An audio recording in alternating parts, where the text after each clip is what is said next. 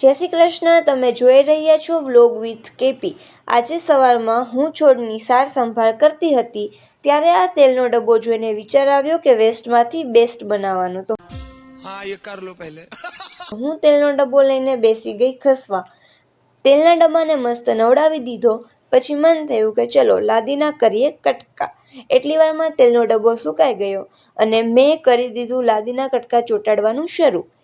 મને એકલી કામ કરતા જોઈને મારા મમ્મીને મારા ઉપર દયા આવી ગઈ તો એ પણ મને મદદ કરવા માટે બેસી ગયા. માં તે માં. સાચું હો. મેં અને મમ્મીએ ફટાફટ કામ પૂરું કર્યું. ત્યાં મને ખબર પડી કે મારા પગમાં મને કંઈક વાગ્યું છે, પણ वेरी डेंजरस તે ધ્યાનમાં ન લેતા અમે ફટાફટ અમારું કામ પૂરું કર્યું. ત્યારબાદ આપણી પાસે લાકડાના વેસ્ટ પાયા પડ્યા હતા તો કીધું કે ચલો આ વેસ્ટ પાયાનો પણ કંઈક આપણે બેસ્ટ યુઝ કરીએ.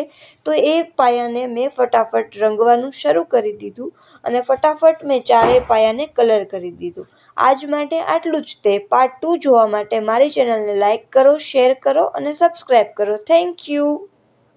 once more